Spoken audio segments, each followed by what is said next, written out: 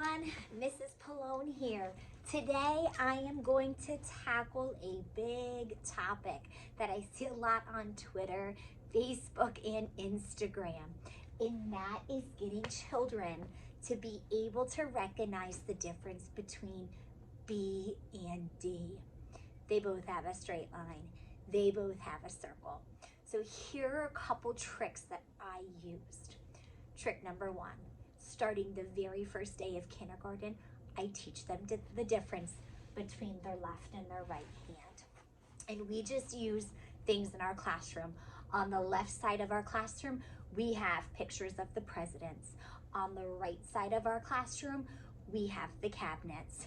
So I will, for a long time, say to them, all right, we're going to go to our left towards our presidents. All right, we're going to the right towards the cabinets. Whenever I have kids write, it's always at their seats. That's where they have the best posture. That's where they can get that good pencil grip. They can set their board and everything. And again, that helps and it gives them that consistency, that structure from left to right. So I first start off with articulation. So the D sound, our mouth is naturally open.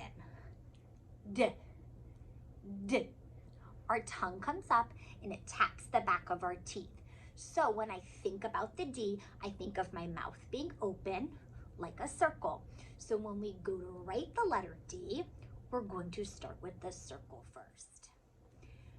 Then for the letter B, when we go to make the sound, our mouth starts off closed. And it looks like this, straight line across, and then our mouth opens up. B. So I tell them when we go to write the letter B, because our mouth starts off closed with the sound, we must start off with a straight line first and then pop it open with our circle. Again, they can still write it wrong though. So here's what I teach them as far as left to right. Majority of your kids in your class are going to be right-handed. So this works for all your righties, and then you'll just need to vary it for your lefties. And I put my lefties in one area of the classroom in the beginning of the year to really help them. So when we go to write these letters, I first make them look at my mouth. Okay, what letter represents this sound? D, D.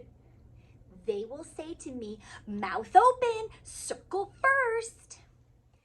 And one consistent thing I've done all year is I tell them whenever your letter starts with a curve, and we have so many, we always curve to our left. Every letter that starts with a curve, they're curving to their left. So when they're right-handed, I make them use helper hand. And if they're having a hard time from left to right, I simply say, curve towards helper. Helper is your left hand. So again, that letter D, our mouth is open. D, so we have to start with an open circle. Helper hand is down. We come in from our line.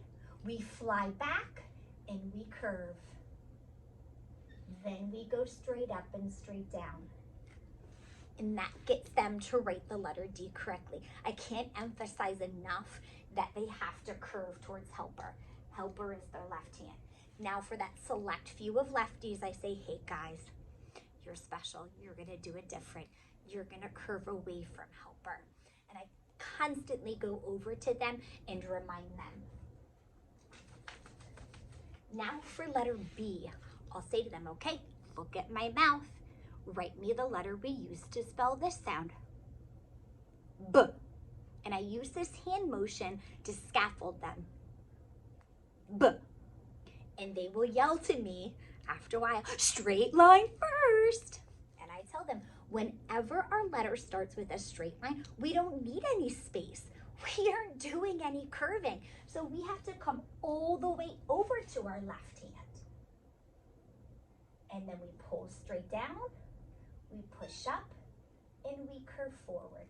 And it's a straight line first, B, because our mouth is closed. And they know when it's straight line first, their curve comes second, they have to curve away. They curve away from helper. But this is something, again, that I constantly repeat every time we write a letter. Even when we write the letter S, I say, how does S start? Does it have a curve? Does it have a straight line? And they're like, it has a curve. I go, all right, you know, if your letter starts with a curve, you must curve towards helper. Give yourself some space, curve backwards, curve in, and curve out. And I think the explicitness of that in using the gestures and using the articulation really helps them writing when it comes to the B and the D. When they see it in print, often I will see them trace it. Oh, straight line first, B, and then they produce that sound.